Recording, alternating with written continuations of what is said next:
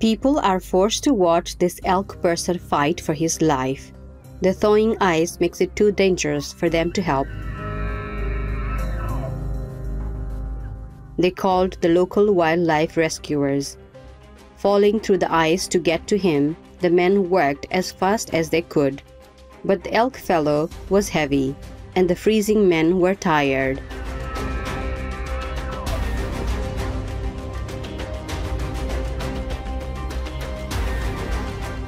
And after finally getting a better grip, they got him out.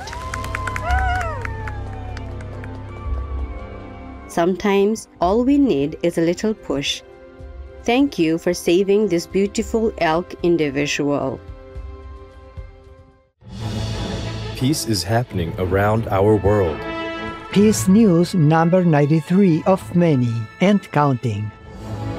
There are many countries promoting peace and fostering amity among peoples and governments, etc.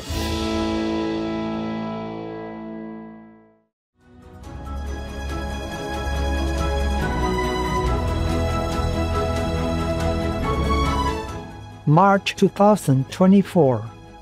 During a press conference, China's Minister of Foreign Affairs, His Excellency Wang Yi, says China is ready to work with all countries to build an open, inclusive, clean and beautiful world of lasting peace, universal security and shared prosperity, and that all nations will overcome challenges through win-win cooperation with each other.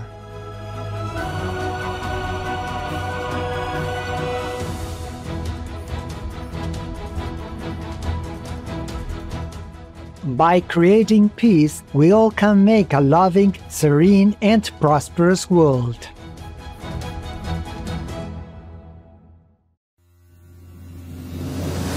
With profound, humble gratitude and love to all venerated enlightened masters, we bow to the Almighty in soulful gratefulness for gifting us with their holy, blessed presence. May all beings be awakened by their divine grace.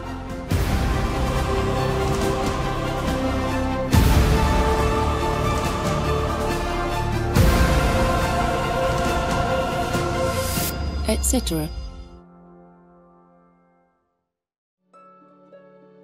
Our programs offer many languages. Please visit suprememastertv.com/schedule and suprememastertv.com/ls รายการของเรามีให้หลายภาษาโปรดดู suprememastertv.com/schedule และ suprememastertv.com/ls Also, be sure to follow us on our socials: YouTube, Facebook, Getter, Instagram, LinkedIn, Nico Nico, Pinterest, Reddit, Substack, Telegram, Threads, TikTok, Truth Social, Tumblr, VK, and X, previously known as Twitter, in multiple languages by searching Supreme Master TV.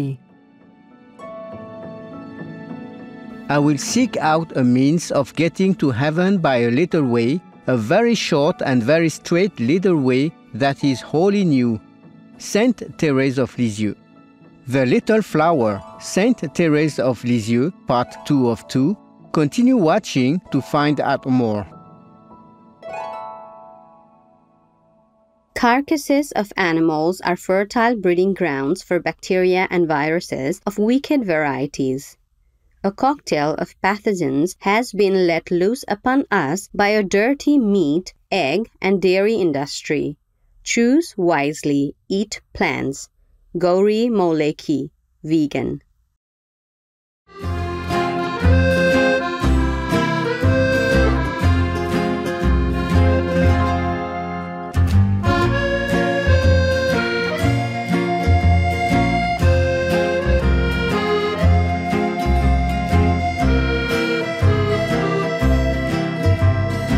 Bonjour téléspectateurs luminescents. Je m'appelle Gérald et je suis très heureux de vous saluer depuis Paris, en France où je suis né.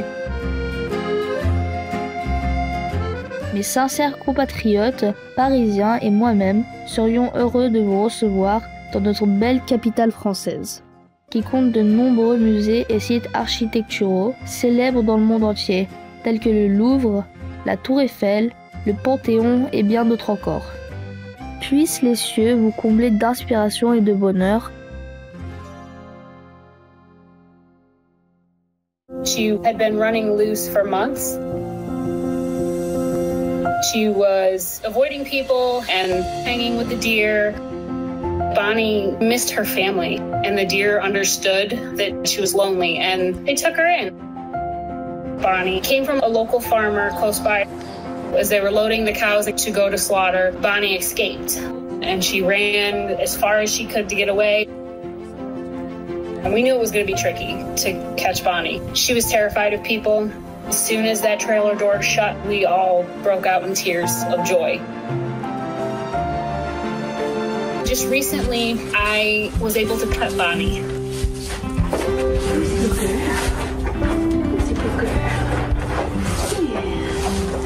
And it meant so much to me.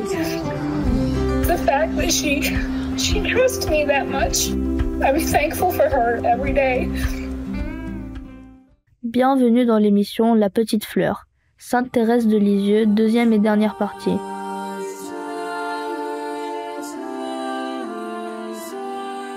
Sainte Thérèse de Lisieux, Sainte Thérèse de l'Enfant Jésus et de la Sainte Face, la Petite Fleur de Jésus, ou simplement la Petite Fleur, la jeune religieuse carmélite représentée de façon caractéristique avec un crucifix, des roses et une sainte auréole autour de la tête, a été acclamée comme la plus grande sainte des temps modernes par sa sainteté le pape Saint Pie X.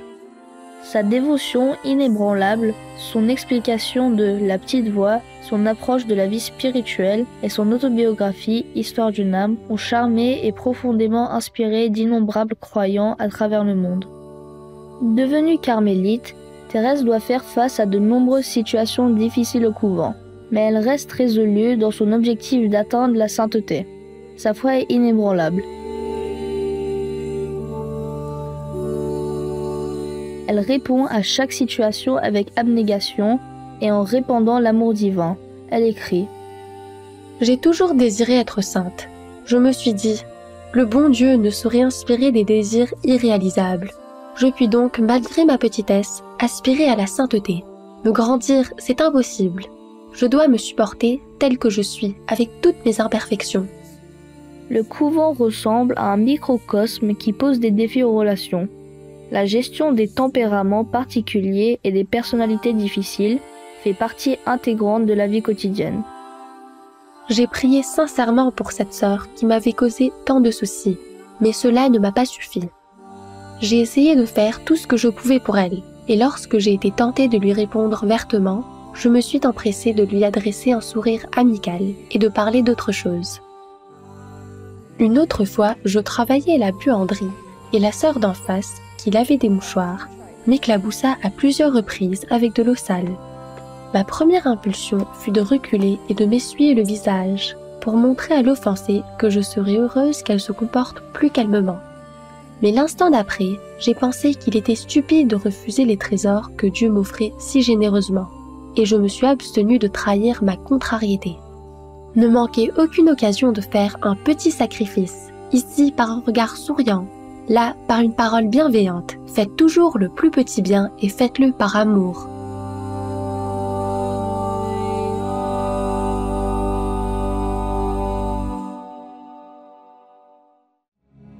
The most powerful daily prayer for any time and before meditation, which is the order from God, and Supreme Master Ching Hai shares with us by His blessed grace. We humbly worship, praise, thank, obey, and love God Almighty, the Most High, the greatest, for world vegan, world peace, and our soul liberation. We thank, love, praise the only Son of God, who is the ultimate Master for our salvation. We follow the teaching of all the saints and sages. We thank, love, and praise them, who are the representatives of God for our spiritual elevation.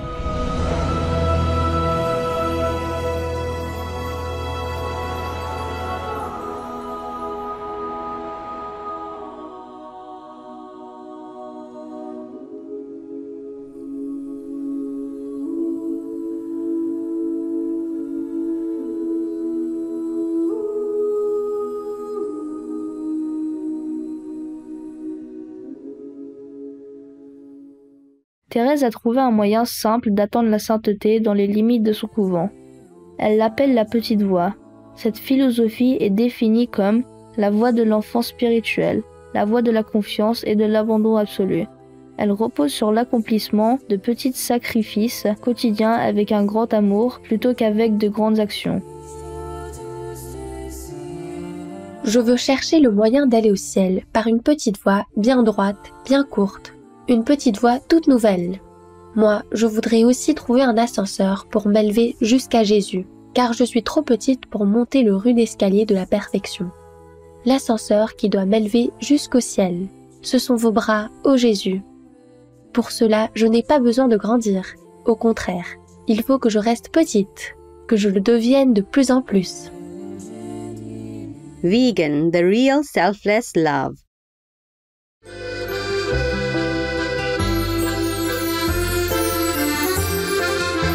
Fidèles téléspectateurs, prenons un moment pour remercier le divin pour les généreuses bénédictions de la vie.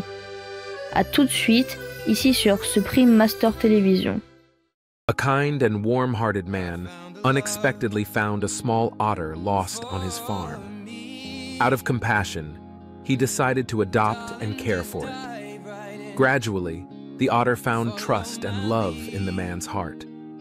As the otter grew up, it became more than just a pet, but an integral part of the man's life. The otter's presence brought him countless moments of joy and happiness. Every time he saw it, he felt comforted and invigorated. The otter became a precious companion, always ready to share joy and sorrow with him. One day, as the man looked back on his meaningful time with the otter, he realized that in this life, love and care are not limited to humans, but can be present in all forms of life.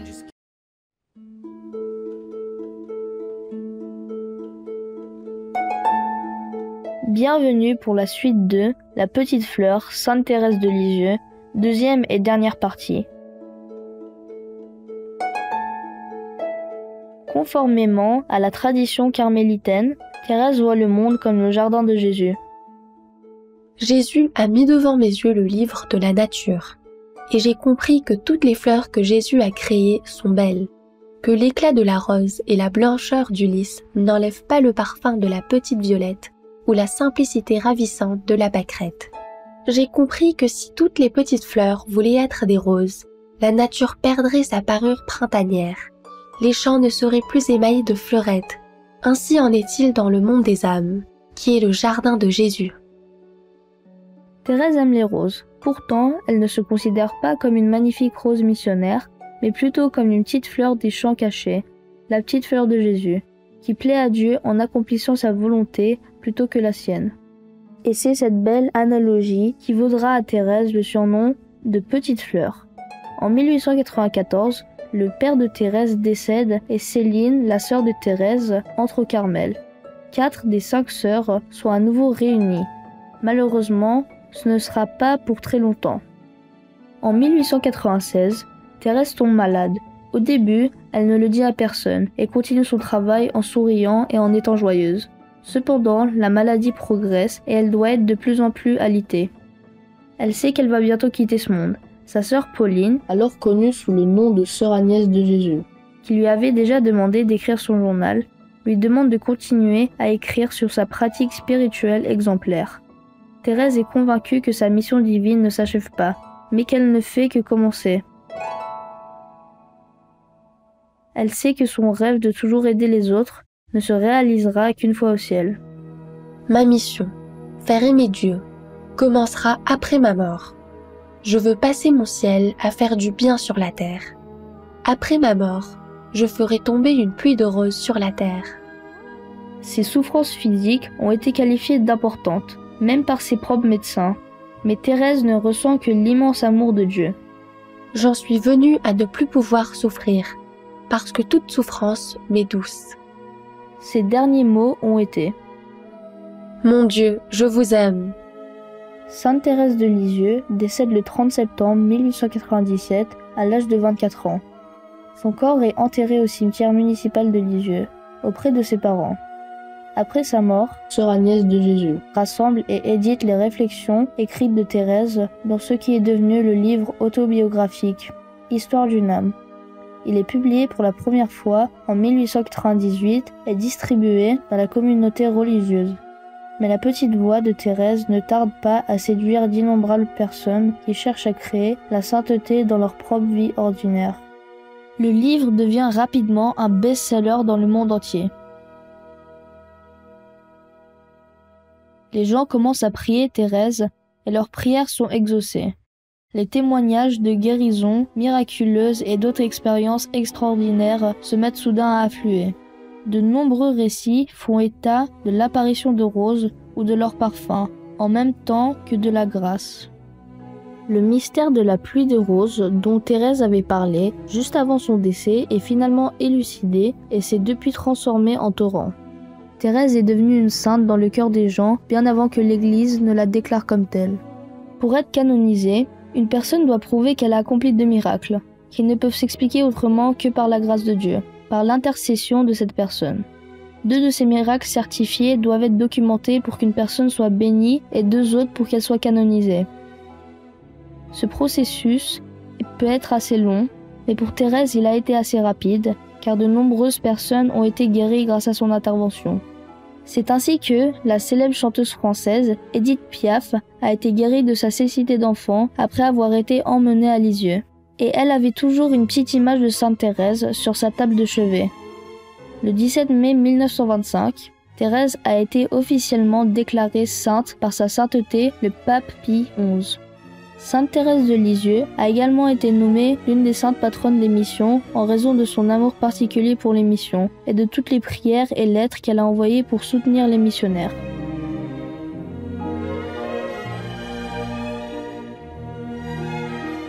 Sa fête est le 1er octobre, car traditionnellement, l'entrée d'une âme au ciel était célébrée le lendemain du décès de la personne. En 1997, Sainte Thérèse a été déclarée docteur de l'Église en l'honneur de l'influence puissante que sa simple spiritualité a exercée sur les gens du monde entier. Elle était la plus jeune personne et l'une des 4 femmes seulement à être désignée comme telle. Lisieux est aujourd'hui le 2e lieu de pèlerinage de France. Des gens viennent du monde entier pour voir la maison familiale de Sainte Thérèse, appelée les Buissonnets. La magnifique basilique construite en son honneur, le couvent des Carmélites, avec la chapelle où Thérèse priait avec son siège marqué d'une croix, et un petit musée avec ses souvenirs sont devenus des destinations prisées. Nous remercions Sainte Thérèse de Lisieux pour son don de la petite voix qui guide spirituellement tant de personnes à travers le monde en les incitant à faire des choses ordinaires avec un amour extraordinaire.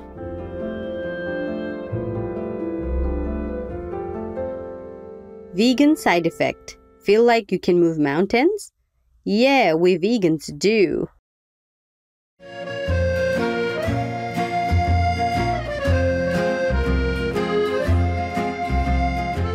Virtuous viewers, we appreciate your loving presence today. Coming up next is Love is Stronger Than Ego, Part 6 of 8 on Between Master and Disciples, here on Supreme Master Television. May we walk in the light of God with a kind, compassionate, and loving heart. Be vegan, make peace, do good deeds. Heaven Godspeed.